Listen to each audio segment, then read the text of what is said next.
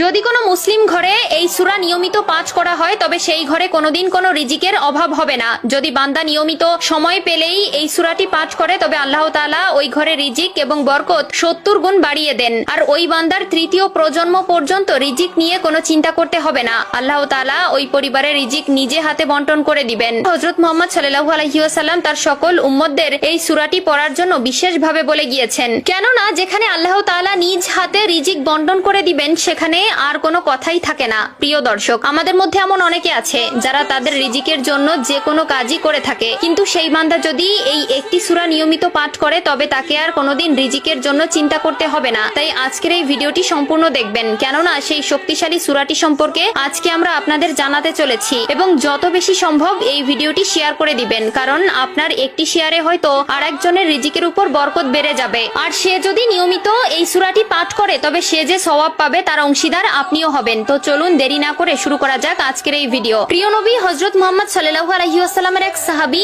ওসমান রাদিয়াল্লাহু তাআলা আনহু যখন খেলাফতে আসলেন, অর্থাৎ যখন তিনি পুরো আরব বিশ্ব শাসন করতেন, তখন আব্দুল্লাহ ইবনে মাসউদ রাদিয়াল্লাহু তাআলা আনহু যখন খুব অসুস্থ হয়ে পড়লেন, তখন ওসমান রাদিয়াল্লাহু তাআলা আনহু তাকে দেখতে গেলেন এবং তার ঘরে প্রবেশ করলেন। বললেন, তোমার তো পরিবার আছে এবং তোমার ঘরে ছোট ছোট সন্তান রয়েছে, তুমি যদি চাও আমি তোমাকে বাইতুল ফান্ড থেকে তোমার জন্য কিছু খাবারের ব্যবস্থা করব, যাতে করে তোমার সন্তানরা নিয়মিত তাদের খাবার চালিয়ে যেতে পারে। আব্দুল্লাহ ইবনে মাসউদ রাদিয়াল্লাহু তাআলা আনহু তখন তার উত্তরে বললেন, আমার নবী আমাকে এমন একটি সূরা শিখিয়ে দিয়েছে যা আমার সন্তানেরা যদি পাঠ করে তাহলে কখনো আমার এই ঘরে রিজিকের অভাব হবে না, আর আল্লাহ তাআলা নিজে আমার এই ঘরে রিজিকের ব্যবস্থা করে দিবেন। তখন তিনি বললেন, কি সেই সূরা যা পড়লে আল্লাহ তাআলা নিজে রিজিকের দায়িত্ব নিয়ে নেন? তখন তিনি উত্তরে বললেন, সূরাটি হচ্ছে সূরাতুল ওয়াকিয়া। তিনি আরো বললেন, শুধু তাই নয়, এই সূরায় রয়েছে আরো অনেক ফজিলত। প্রিয় দর্শক, আপনারা সবাই চেষ্টা করবেন এই সূরাটি মুখস্থ রাখার এবং নিয়ম করে প্রতিনিয়ত ফজরের নামাজ শেষ করে মোনাজাতে এই দোয়াটি বারবার পাঠ করার।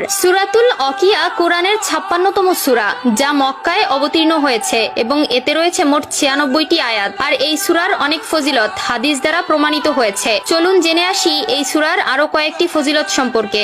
1. দারিদ্র থেকে মুক্তি। হযরত ইবনে মাসউদ রাদিয়াল্লাহু তাআলা আনহু বলেন, যে ব্যক্তি প্রতিদিন রাতের বেলায় সূরাতুল ওয়াকিয়া তেলাওয়াত করবে তাকে কখনো দারিদ্র স্পর্শ করবে না। সুনানে ইবনে মাজাহ হাদিস নম্বর 3797। 2. মৃত্যু সহজ হওয়া। হযরত আনাস রাদিয়াল্লাহু তাআলা আনহু থেকে বর্ণিত, যে ব্যক্তি প্রতিদিন সূরাতুল ওয়াকিয়া তেলাওয়াত করবে আল্লাহ তাআলা তাকে সহজ মৃত্যু দান করবেন। 3. কবরে নূর ও শাস্তি থেকে মুক্তি। হযরত আবু উমামা রাদিয়াল্লাহু তাআলা আনহু বলেন, যে ব্যক্তি নিয়মিত সূরাতুল ওয়াকিয়া তেলাওয়াত করবে তার কবর আলোকিত থাকবে এবং শাস্তি থেকে মুক্তি পাবে। আল্লাহ তাআলা আমাদের সকলকে এই সূরাটি নিয়মিত ফজরের নামাজ শেষ করে পড়ার তৌফিক দান করুক। আমিন।